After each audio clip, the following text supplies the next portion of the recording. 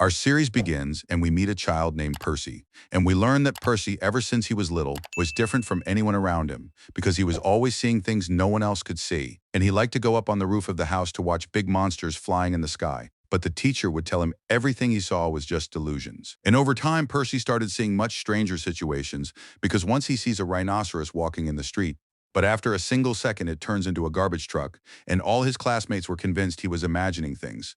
And because of that, he had no friends. So he'd sit drawing the monsters he saw without talking to anyone. And the days pass, and the number of monsters he sees keeps increasing more, until one day a boy named Grover appears. And right away the two of them become friends, because both were always getting bullied at school. And Grover was the only one who believed the strange things Percy told him, to the point that Percy himself started to suspect he really was sick. But Grover still believed him. But one day, everything started taking on a different meaning. Because on that day, the school takes them on a museum trip, and at that time, the teacher was explaining the history of ancient Greece and talking about the statues of the myths, and suddenly the words in front of Percy became jumbled. So he thinks he's imagining things again and decides to ignore what he's seeing and keeps walking through the museum until he stops in front of the statue of the hero Perseus. And at that point, he hears his mother's voice calling him, and he remembers that the name Percy comes from the name of the hero Perseus. And we learn his mother always wished for a strong young man who could face any challenge he met. And suddenly someone calls out to Percy. And when this voice calls Percy, he answers quickly because he thought it was his mother's voice. But his classmates keep laughing at him and mocking him again. So the teacher stops this before it gets worse, and then gives him the pen and tells him to get ready for the fate to come. And these words confuse Percy, and he doesn't understand exactly what the teacher means. And when lunchtime comes, the girl named Nancy goes to provoke him again. So Percy gets angry and goes toward her. But the moment he makes a simple gesture with his hand, Nancy falls into the fountain. And this confuses him more because he doesn't understand how this happened. And suddenly the pen the teacher gave him starts to shake in his hand. And at the same time, the teacher named Dodds was walking toward him. But we see that suddenly wings sprout from her and she turns into a terrifying monster. And she kept asking him about something as she got close to him and then started attacking him. And at that moment, the pen turns into a sword. So Percy plunges this sword into the monster's body, and before he grasps what's happening, the monster turns to dust and disappears. And after this happens, Percy and Grover are taken to the principal's office to be held accountable. And Percy keeps saying he didn't touch Nancy, but Grover surprises him and says Percy intended to take revenge on her because she'd been bullying him for a long time, and that when he got the chance, he's the one who pushed her into the water. And these words break Percy's heart because he feels his closest friend betrayed him. And when he goes home, he's shocked again when he finds his stepfather received the decision to expel him from school and kept blaming Percy and yelling at him. And at that point, his mother gets close to him and hugs him and then gives him a bag of sweets to comfort him a bit. And we learn Sally understood her son and knew he was going through things no one believed. And to comfort him more, we see Percy's mother takes him to the cabin on the beach, and there she decided to tell him the truth for the first time, and told him they used to come to this place every year because she'd met his father here. And the two of them fell in love afterward. But she then discovered his father wasn't an ordinary human. He was one of the gods, and from this relationship, Percy was born. And so he became a demigod. And she told him this kind never lives in safety, and the more he grows and learns his truth, the more the forces of evil will keep chasing him. And this is a fate he can't escape. And when Percy hears this, he's shocked and can't even believe it, and thinks his mother is making up a story. But suddenly, they hear someone knocking on the door. And when they open it, they find Grover standing outside, and it was raining. And it was clear he and Percy's mother had agreed on everything. And the moment he comes in, he tells them they're in danger and have to leave quickly. And at that moment, Percy notices Grover's legs look strange. But Grover tells him there's no time to explain anything, and tells him he's actually a satyr, and was in disguise to protect Percy, and tells him he can sense any danger before it gets close. But we learned Dodds' attack was a surprise because she used mist to hide her presence. And this mist makes humans not see anything of the magical world. And that's why no one noticed Grover's legs or Dodds' wings. And he tells him the enemy coming this time is much stronger. And because of that, they have to get Percy quickly to the camp of demigods. And before he finishes his words, they spot a big monster coming toward them. And at that point, Percy recognizes it the moment he sees it. This was the Minotaur, a mythical monster with half a human body and a bull's head. And after a while, it manages to catch up to their car, so Percy's mother turns the wheel quickly to try to escape. But the Minotaur's horn goes into the car and gets stuck in it, and there's nothing left for her but to floor the gas. But the car goes off the road and falls into a pit, and luckily the three of them come out alive. And then they keep running until they reach the boundary of the place the monster can't cross. And if Percy entered the other side, he'd be safe, but his mother was an ordinary human and couldn't enter with him. And to make Percy and Grover buy some time, she takes Percy's jacket and starts waving it to draw the Minotaur's attention so it moves away from them. And at that moment, the monster comes out from among the trees and runs toward her. So Percy is forced to say goodbye to his mother at that moment. And his mother kept calling to him while raising his jacket. And at that point, she started facing the monster alone. But Percy couldn't leave her, so he turns to look behind him. And at that point, he sees the Minotaur finishing off his mother, and Percy had nothing he could do but watch her disappear in front of him. And at that moment, Percy is upset and opens the pen, and it turns into a sword in his hand. And the moment the Minotaur sees him, it attacks him, but Percy runs at it, and the collision between them throws the two of them far apart. So Percy gets up again and tries to hit the monster's horn, but the Minotaur strikes him and throws him far. And the sword also flies from him and falls on a haystack. And before he can get it, the monster attacks him again.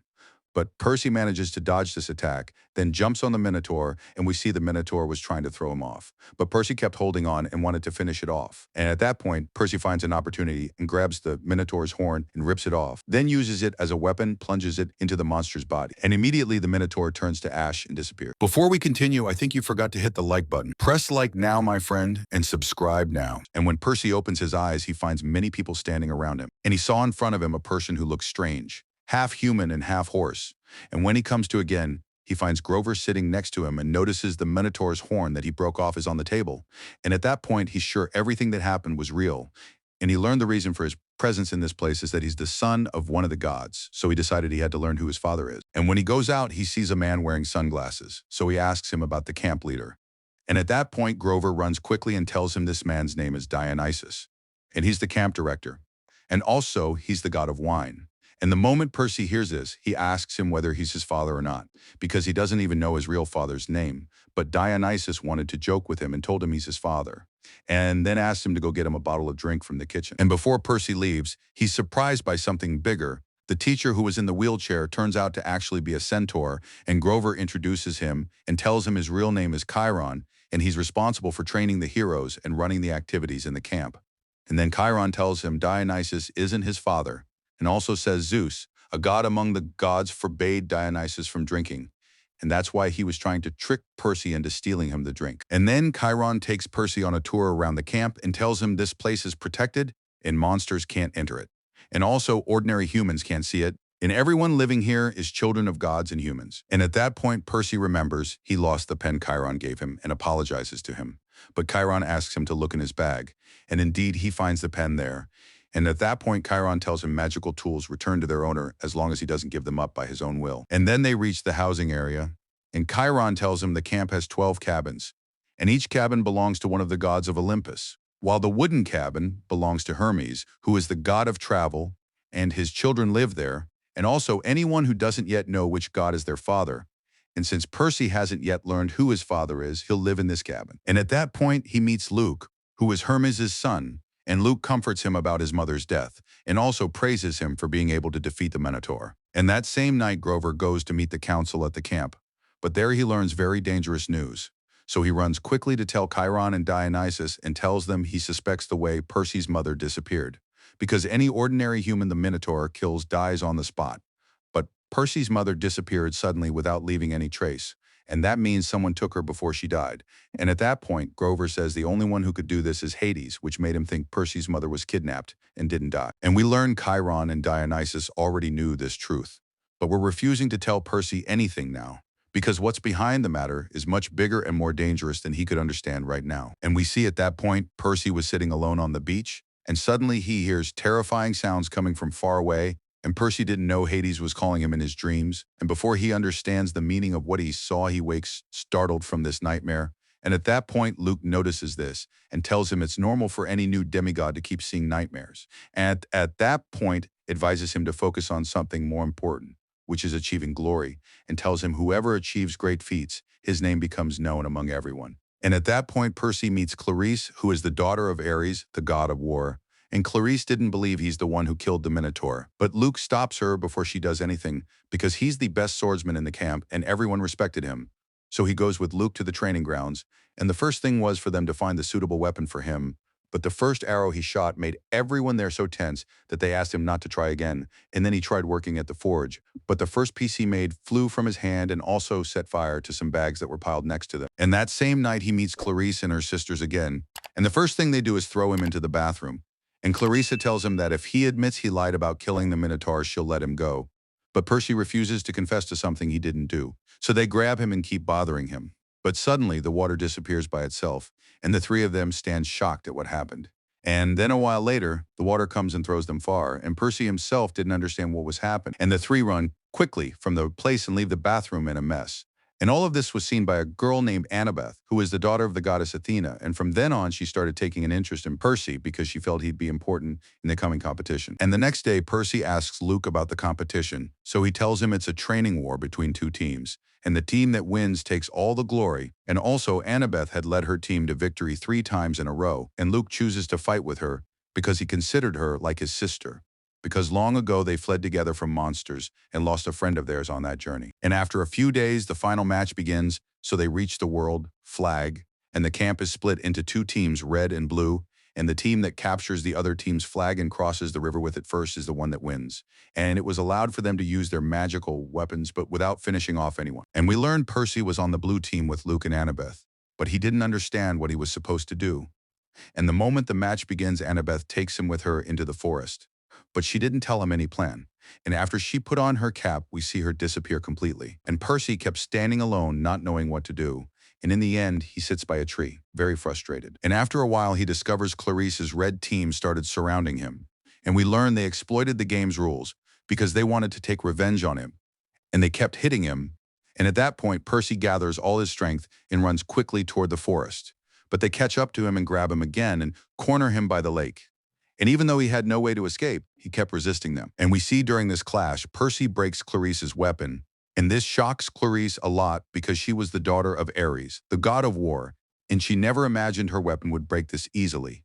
And at that point, Clarice couldn't stand what happened to her. So she runs at Percy and grabs him because she wanted to finish him off. But at that moment, Luke reaches the red team's flag and captures it and plants it at the riverbank.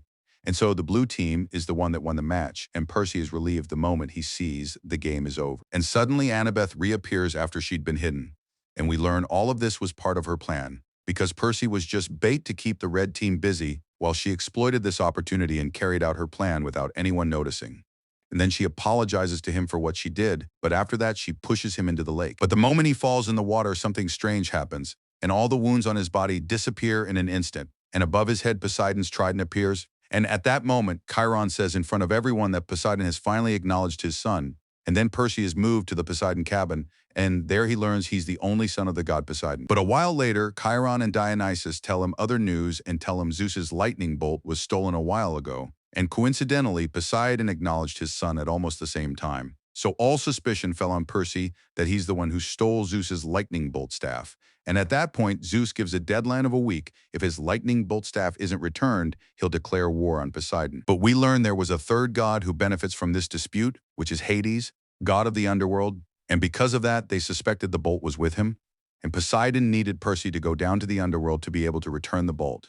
But Percy refuses at first. And at that moment, Grover tells him his mother is still alive and Hades is the one who kidnapped her and took her with him to the underworld. And the moment Percy hears this, he changes his mind and finds himself, after learning his father, having to go save his mother. And then he goes to meet the Oracle of Delphi, and this oracle tells him a prophecy commanding him to head west and stay away from the gods who intend to betray him. And then we see Chiron and Dionysus gather the best fighters of the camp and say the entrance to the underworld is under a city in Los Angeles, and this journey will be very hard. And because of that, Percy has to choose 2 to go with him. And before Chiron finishes his words, at that point, Percy chooses Annabeth to go with him because he saw that she was always encouraging him to be stronger. And the second person he chose was Grover because he was the one he trusted most. And we see them before they leave. Chiron gives him $200 to use in the human world and also gives him ancient Greek coins to use in the magical world. While Luke gives him magical shoes as a gift and tells him this gift will help him a lot on the journey. And after the camp says goodbye to him, they take their road to the underworld. And on the way, Percy was very puzzled why they didn't go to Los Angeles by plane. So Grover tells him because Zeus might attack them at any moment if he flew. And also the sky's borders are under Zeus's control. And because of that, they have to stay away from it as much as they can. And when the bus stops, Annabeth goes into a small shop and there she sees a woman she feels she knows. So she decides to watch her, and at that point she puts on her cap of invisibility and follows her. But she discovers this woman is actually a monster Hades sent to chase her. And we learn her name was Liz, Electo-Echidna type, but this time the monster Liz wasn't coming to attack them right away. It wanted to make a deal with Annabeth and told her if she could get Percy to go alone to a faraway place, then she'd leave her alone and not chase her again. But Annabeth ignores this monster's words and turns quickly and tells Percy and Grover to open the window fast. And at that moment, she sees Liz returning to its true form. So Percy and Grover run and open the back window, and at that point, the bus driver is forced to stop the vehicle after everything is turned upside down. And at the same time, we see Liz was crammed among the passengers and couldn't reach them. But suddenly another monster comes in through the window. So Annabeth throws her knife at it, and the moment it hits, it turns to ash. So the three exploit the opportunity and jump from the bus, and then they keep walking through the forest until they reach a road. And at that point, Grover tells them the road in front of them is the pedestrian passage, which is a secret road they used to use to shorten distances. And then he started smelling the scent of hamburger, and it was very close to them.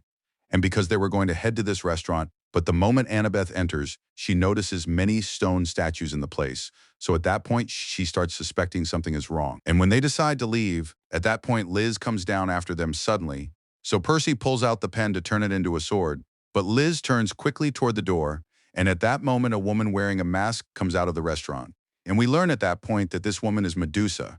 And Medusa, anyone who looks into her eyes turns immediately to stone. So no one looked toward her. And at that point, Medusa offers them to come in and have dinner at her place. And because of Liz's presence outside, they had no choice but to agree. And after they sit at the table, Medusa starts telling them her story and says she was once a priestess at Athena's temple and always served Athena all the time, until Poseidon appeared in her life. And she says she fell in love with him. So Athena got upset with her and punished her with the curse that made anyone who looked at her turn to stone. And when Annabeth hears this, she gets very upset because she was talking about her mother.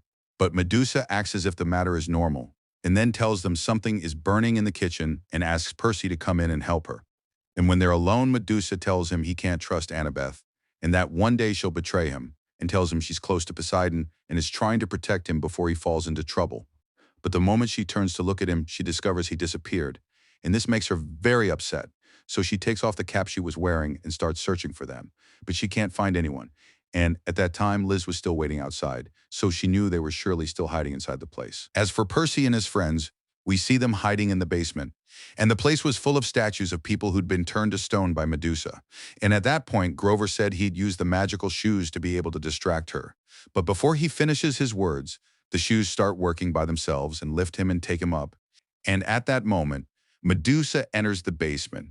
And at that point, Percy was hidden behind a wooden crate and pulled out his pen because he wanted to turn it into a sword. But at that point, the light that came out of it reveals his location.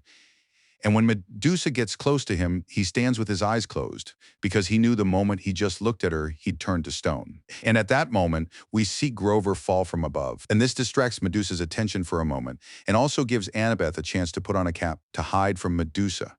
And at that same moment, Percy grabs his sword. And then they hear the sound of Medusa's head falling to the floor. And at that point, they were thinking about how to get rid of Liz, who was standing outside. So they decided to show her Medusa's head. And the moment she looks at it, she turns to stone on the spot. And in the basement, Grover finds his uncle turned into a stone statue.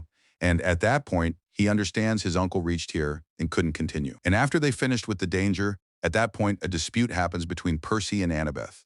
And Percy asks her about the real reason that made her agree to come on the mission and also confronts her with the deal Liz offered her. But Grover gets upset from how much they're fighting and says he's been trying the whole journey to keep them focused on the mission. And because of their disputes, they'll all be in danger and tells them they won't succeed unless they work together as one team. And after they calm down, they start thinking about what to do with Medusa's head. And because it's a very dangerous weapon, they decided it shouldn't stay with anyone, so they put it in a box and send it to Mount Olympus. And at that point, Hermes' messenger receives the parcel and takes it to the Empire State Building. And when he opens the elevator with the magical key, at that point, he reaches the 600th floor, which is the place where the gods of Olympus live. And then we see Percy and his friends continue their journey on the train heading to Los Angeles. And on the way, a strange object flies from outside and passes by the train. And at the same time, Percy spots 4 centaurs running in the middle of the fields. But this sight disappears quickly, and it was clear their numbers had become few. And that's because of the disappearance of their natural places. And suddenly a police officer comes to check tickets and then takes Percy and his friends to a car on the train. And there a woman said she'd heard sounds coming from there. And at that point, the three understand there's a monster inside the train. And a while later, the woman herself went and sat with them. And at a signal from her, the officer leaves and leaves them alone. And at that moment, Grover notices a piece of broken glass on her clothes, and suddenly the woman gets up and says they have to pay the price of their parents' mistakes. And we learn this woman is Echidna, the mother of all the monsters that had been chasing them. She was hiding one of her monster children inside the bag. And said demigods like Percy are the perfect prey for her children. And also said she's come to teach them how to hunt. And the moment she opens the bag, Annabeth plunges her knife into the monster's tail, and the three exploit this chaos and run toward the train door. But we learn Annabeth had locked the door before, and at that point, Grover pulls out a thorn that was stuck in Percy's back and knew it was the source of the poison that had entered his body. And suddenly, the car doors start breaking from behind. And the train at that point was forced to stop so they could search the cars. And the three exploit the opportunity and jump from the train and flee. And then Annabeth takes them to a safe place to hide. And at that point, they go to Athena's temple by the famous arch. And she said, this place is very sacred. And because of that, monsters and enemies can't enter it. But we see the moment they enter, the poison had started affecting Percy. And at that point, they tried to treat him with water as every time. But this time, the poison was very strong, and the water couldn't heal him. And at that time, there was a car accident in the street. And when the three look carefully, they discover Echidna reached the place. So they go back quickly inside Athena's temple, thinking Athena's power would protect them. But the moment they enter the elevator, they find Echidna came in after them, so they were surprised how she managed to enter this sacred place. And we learn at that point Athena had left them without protection because they'd cut off Medusa's head and sent it to Olympus, and Medusa had an old enmity with Athena. So what they did made Athena feel insulted, and because of that, she refused to enter and save them. And at that point, they knew they had to face the danger alone. And the moment they reach the top of the building, Annabeth sets off the emergency alarm. And at that point, Grover takes Percy through the crowd to escape the throng, while Annabeth decided to stay and face the monster herself. And before Percy leaves, he summons his sword and gives it to her. But the moment the elevator closes, he switches places with them because he knew the poison in his body would slow him down, and he didn't want to be a burden on his friends. And a while later, Echidna and the monster reach him. But Percy stands in front of them, not afraid of them, and tries to attack them with all his strength. But the monster manages to throw him, and then opens its mouth and breathes fire at him. And when Percy tried to step back, at that point, Echidna opens a pit behind him, so he had no choice in front of him but to continue this fight. So he tries to hit the monster again. But the monster headbutts him and Percy ends up standing on the edge of the building. And if he fell at that point, he'd either die or maybe go to the underworld and continue his mission there. And in the end, he couldn't hold on any longer. And at that point, his foot slips and he falls. But suddenly, a big column of water rises from below and takes Percy down to the bottom of the sea. And when he tried to get up, he found his legs stuck between the rocks.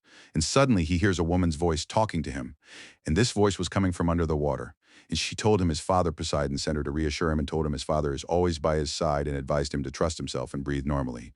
And when Percy tries, indeed, he discovers he can now breathe underwater. And then he goes up to the surface of the sea and was fine. Nothing was wrong, but he finds the police closing off the accident site. And at the same time, Annabeth and Grover didn't know whether Percy was alive or dead. But at that point, Annabeth sees three women sitting knitting.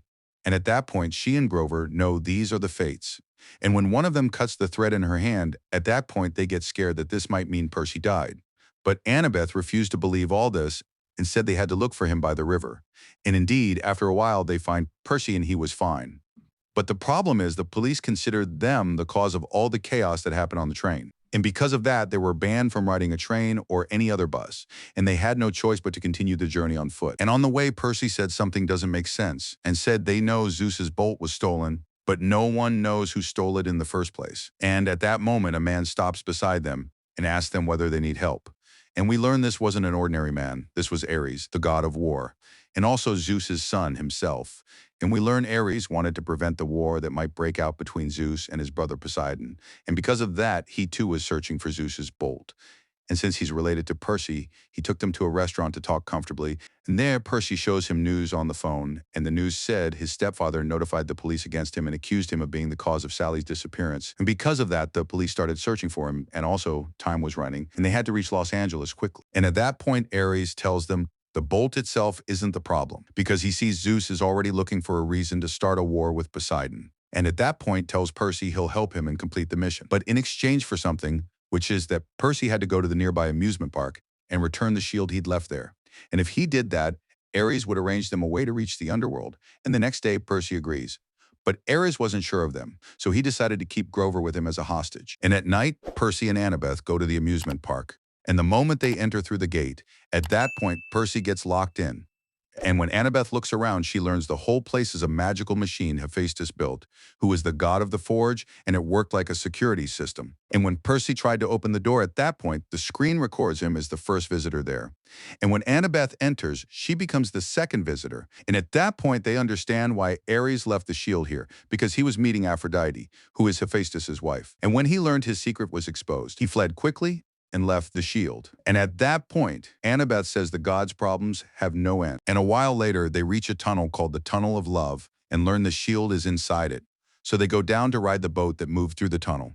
But suddenly, this boat falls off a slope, and after this drop, they reach a secret room. And there they see Ares' shield, which was hanging on the hand of a Cupid statue. So they jump into the water to reach it. But the water current was very strong, but we know Percy can breathe underwater. So he managed to save Annabeth and get her to shore. And even though the shield was in front of them, they didn't know how to take it, because the whole place was full of traps.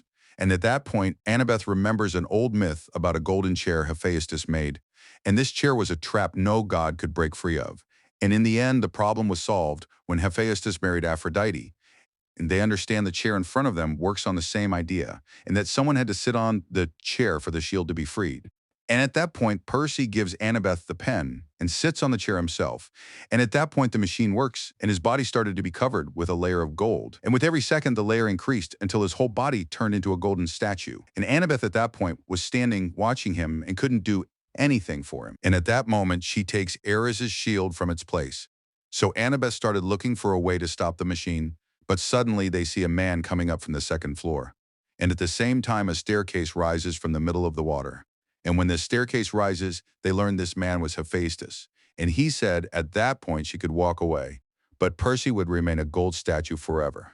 But Annabeth refuses to leave her friend and said she wouldn't act the way the gods deal with each other, and she kept defending Percy. And the words she said moved Hephaestus, and in the end he was convinced to let Percy live. And at that point the layer of gold started disappearing from his body and he returned to normal again. And what saved him was Annabeth's hope and loyalty to him. And in the end they managed to return Ares' shield, and Ares at that point keeps his promise and sends them a car to take them on their way, and told them they'd reach Las Vegas after a few hours, and also said Hermes would be at a casino there, and then closes the car door and walks off. And on the way, Grover tells them he feels Ares is hiding something from them, and also said he now has an idea about the person who stole Zeus's bolt. And at that point, we see Annabeth use a mirror to make a rainbow. Percy throws a golden coin into this light, and this let them contact Iris, who is the goddess of the rainbow. And they asked to talk to Chiron, but the one who appeared before them was Luke, who told them Chiron was a bit busy because all the gods had started preparing for war. And at that point, Annabeth told Luke they'd learned who was behind the theft of the bolt, and that Ares was trying to protect this thief, and this means he knows the truth. As for Percy, he was convinced the matter is bigger than just a theft, and felt there's a big conspiracy happening. And when he said he wanted to meet Luke's father, Annabeth at that point ends the call because she knew Luke's relationship with his father wasn't good. And then Grover tells them two pieces of news. And the first news, the good news, is that they reached Las Vegas, while the bad news was that the car driver was smuggling animals with them. So the three open the cages and free all the animals, and then they go to the Lotus Hotel to look for Hermes. And the moment they enter the hotel, they were amazed by everything in it. And the place was full of games to the point that Percy wanted to sit and play a bit. But Grover reminds them of an ancient Greek myth. And the myth said that whoever eats the lotus flower forgets everything about himself. So they agreed not to eat anything in this place. But the problem is the hotel was full of people, and they didn't know how they'd find Hermes among all this crowd. So they decided to split up and each of them search alone. And we see them searching. And at that point, Annabeth tells Percy the reason for the dispute between Luke and his father, and said Luke's mother had the ability to see the future. And at that point, she kept seeing terrifying nightmares and visions all the time. And Luke saw that his father was the cause of what happened to her. And because of that, he kept hating him all these years, even though his father was trying to fix the relationship between them, but Luke was still hateful. And because of what he did to his mother, Luke never allowed them to meet his father. And then Percy also tells Annabeth about the strange dreams that come to him, and said that while he was in the car, he dreamed there was a conversation between two people. And one of them said he'd provided the necessary tools, and the other answered him and told him he'd succeeded in stealing Zeus's bolt, and also said the coming war wouldn't be just between Zeus and Poseidon. No, there's a bigger plan being prepared behind everyone's back. And stranger still, the person in the dream knew Percy would meet him. And when Percy told Annabeth, she told him this person is probably Hades, and the conversation he heard was between Hades and the real thief. And this confirmed that the matter is much more complicated than they imagined. And at that point, Percy spots Hermes sitting at a gambling table, and Hermes at that point knew they were coming before they even arrived, because he could know what would happen through time. But despite that, he refused to help them. So at that point, Annabeth told him they're Luke's friends. And these words made him agree to hear them, so they sat with him and started talking. And at that point, Annabeth gets into the matter right away and asked him to help them reach the underworld and also helped him return Zeus's bolt from Hades. So Hermes told them he indeed knows an entrance to the underworld, but every time he'd back off because of the consequences that might happen. And this frustrated Annabeth a bit. And when she got up to leave, at that point, she takes off the cap of invisibility. And when Percy got up too, Hermes told him time has passed. At that point, they're shocked at the truth because they thought they'd been in the hotel about 20 minutes. But in reality, they'd been trapped there 3 days. And this meant the deadline they had was over. And it was clear Hermes knew all this from the start. And luckily, we learned Annabeth had stolen the key to Hermes's car before she left. So she and Percy run to look for Grover and found him at that point immersed in playing and unaware of time. And after they leave, they start searching the whole parking lot. And in the end, they managed to find the car. But they find a note inside the car, and the note had the location of the secret entrance to the underworld, and also said there are important maps in the car's bag, and that this car can take them anywhere. But the problem is someone has to drive it. So Percy decided he'd be the one to drive. And after many attempts, he managed to get the car out of the garage. But the moment he came out, a truck hit the car, and suddenly the car disappeared from its place. And in a moment, it appears on Santa Monica Beach in Los Angeles. And so they managed to reach their destination. And at that point, Percy carries out the promise he'd made and goes down under the water. But he didn't find Poseidon and found a sea god waiting for him, and told him the deadline Zeus had given him is now over. And also Poseidon had started gathering his army to prepare for war, and told him she'd come to him with a message from Poseidon, and that he doesn't blame him for the mission's failure and that he can now go back to the camp of demigods. But Percy refuses and said this war is just the beginning of a much bigger plan, and if he let things go on like this, a bigger catastrophe would surely happen, and also said he has to complete this mission no matter what. So he asks this sea god to help him, and at that point she gives him 4 magical pearls and told him each pearl will return one person safely from the underworld. And when morning comes, at that point they go to an old shop, and we learn the entrance to the underworld was inside this shop. And we also learn the shop owner, Hades' gatekeeper, was actually the guardian of the underworld gate. And this is the person whose mission is to catch anyone trying to enter without permission. And he was known for liking to deceive travelers. And when Percy started asking him about the beds in the shop, suddenly a strange force lifted him up and the blanket wrapped around his body. We learned the one who did this was Annabeth, because she was wearing the cap of invisibility. And in this way, they managed to distract the guardian and cross past him. And the entrance to the underworld was inside the office. And before they enter, Percy distributes the magical pearls to them to make sure each one can return if anything happens. And the moment they enter, they find themselves in a dark and gloomy world. And there they see Heron, who is the boatman who transports souls across the river Styx. So they get in line among these souls. But at that point, Sharon quickly learns they're still alive and didn't die. So Percy tries to bribe him with the golden coins, but Sharon blows the whistle he had. And suddenly a big dog appears with 3 heads. So the 3 try to run from it. But before they escape, one of the dog's heads swallows Grover. So Percy and Annabeth are forced to run in different directions. So this dog doesn't reach them. And a while later, Percy decides to stop and pull out his sword and fight them. But at that point comes the surprise when the dog starts wagging its tail. And we learn at that point Annabeth was with it and managed to put it to sleep. And Grover at that point came out of its mouth and was a mess. And at that point, Annabeth told them to exploit this opportunity and asked them to use the flying shoes to get over the wall. And then they continued their way until they enter a strange forest. And on the way, Percy gives Grover his magical pearl and told him to keep it. And that first he has to return Zeus's bolt, and then he'll think about how to save his mother. And suddenly tree roots grab Annabeth, and she couldn't move. And we learned this was the fields of Asphodel, the place where lost souls remain trapped. Because the dog might catch up to them, Annabeth gives Percy her pearl and told him to continue with Grover without her. And after they manage to get out of the forest, they reach a big desert. And at that point, the dog's sound disappears. But suddenly, the magical shoes Grover was wearing go out of control and start pulling them toward a big black pit.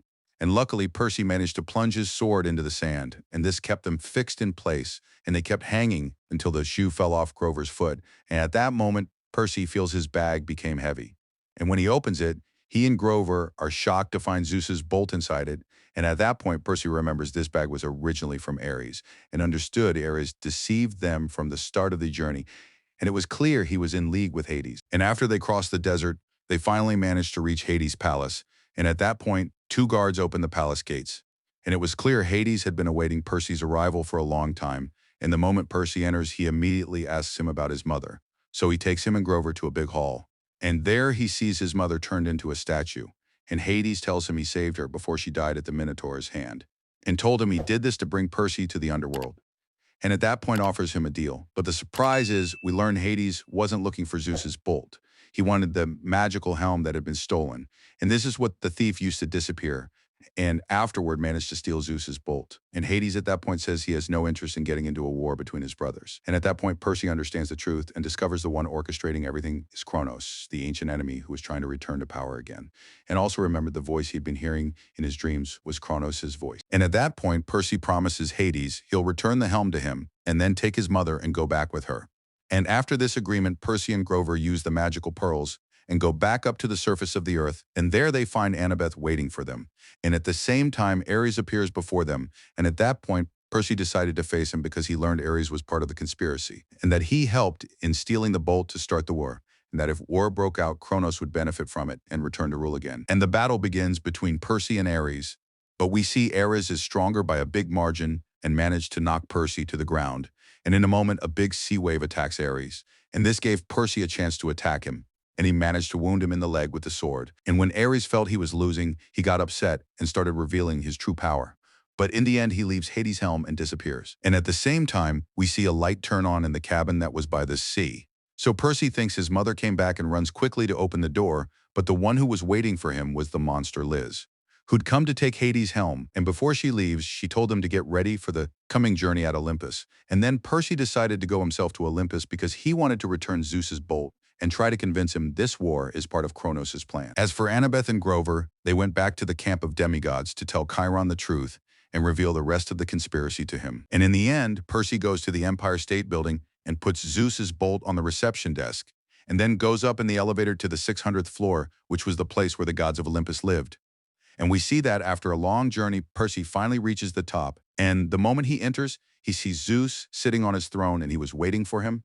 And at that point, Percy pulls out the lightning bolt and hands it to Zeus and started telling him about everything he'd discovered on his journey, and told him Kronos is the one orchestrating everything that happened, that he'd started regaining his power again. And he's the one who planned to steal the bolt, and also tried to start the war between Zeus and Poseidon to weaken the gods and return to rule Olympus again. But Zeus wasn't interested in hearing all these explanations and saw that the war had to begin, and considered this talk just an attempt to delay the start of the war, and at that point asked Percy to leave. But Percy refused and tried to convince Zeus this war would carry out Kronos' plan and that the real enemy isn't Poseidon. So Zeus got very upset by this talk and considered Percy had crossed his bounds. And when he was about to attack him, at that point Poseidon appears suddenly and stands between him and his son and told Zeus he's ready to surrender without any resistance. And if this would prevent the war, then he agrees. And at that point, Poseidon told him, I'm ready to sacrifice anything. The important thing is that blood not be the solution. And these words started to calm Zeus a bit. And a while later, Zeus decided to postpone the war. And so the crisis between them almost ends. And before Percy leaves, Poseidon gives him a last magical pearl and told him to go back with it to the camp. And indeed, Percy uses this pearl and goes back to the camp of demigods. And the moment he arrives, everyone in the camp welcomes him and applauds because they thought he wouldn't come back again. And at that point, Grover and Annabeth were the first to welcome him, and Annabeth was very happy at his return and told him Clarice is at the camp and no one has bothered her until now. And then Luke and Annabeth explained to him that the whole camp was preparing for war and every team was getting ready in case fighting started. And because of that, no one could be accused without clear proof, because any false accusation could split the camp. And then they decided to tell Chiron everything that happened. And at night, the camp holds a big celebration, and everyone was happy the mission was over. But in the middle of this celebration, Percy remembers the prophecy of Delphi and remembered that every part of it came true, but only one part remained, which is that the closest person to him would betray him. And at that point, he started reviewing everything that happened on the journey. It remembered Luke was the one who gave the magical shoes, and that the shoes tried to pull Grover into Tartarus. And at that point, everything started fitting together for him, and he understood Luke as the real traitor. So he went to look for him, and when he meets him, he starts confronting him with everything he learned. And at first, Luke denied all this, but then he confesses everything and told him he really works with Kronos and that he hates all these gods because they leave their children to face their fate alone, and saw they were never real parents, and told him Kronos is the only one who can change the system. And then Luke pulls out his sword, so Percy is forced to summon his sword too. But we learn Luke wasn't intending to fight him. He used this sword to open a magical portal and told him the new world would begin through it, and that Kronos is very close to returning. And at that point he tried to convince Percy to join him, and told him the gods would never truly consider him their son, but Percy refused all this talk and told him he wouldn't help Kronos no matter what. And when Luke couldn't convince him, he started attacking him. And we see in this confrontation, Luke had the upper hand over Percy because of his experience. And Percy was trying to defend himself, and when Luke came to deal him the final blow, at that point, Annabeth appears suddenly, and we learned she'd been hidden from the start of the confrontation and had heard every word Luke said, and so they now had proof of his betrayal. And when Luke understands his whole plan is exposed, he decided to flee. And at that point, he opens the magical portal and disappears before they could catch him. And so the whole truth was revealed, and they learned Kronos had indeed come back to move events from afar. And after all this ends, Percy says goodbye to Chiron and the rest of the instructors and thanks them all for everything they did with him, and at that point decides to go back to live with his mother, while Annabeth went to visit her father after a long absence, and Grover finally gets the Searcher's license, which had been his dream for a long time, and started getting ready for his journey to look for the God Pan. And we see after a few days, Percy goes back to the beach house again, and there he finally sees his mother came back safe, and at that point runs to his mother and hugs her. And after everything they went through, he finally feels relief. But that same night, Percy sees a strange dream, and at that point he sees a man dressed in black holding a lantern in his hand, and he tells Percy they'll meet very soon and that the journey still isn't over. And when Percy wakes from his sleep, he finds his mother really is with him in the house, and at the same time his stepfather receives a parcel, and when he opens it, he's shocked to find Medusa's head inside it, and in a moment he turns into a stone statue. And with that, the events of our series end. So if you like the summary, don't forget to write us your opinion in the comments. And don't forget also to sort us out with a like and subscribe. And that's it. See you well.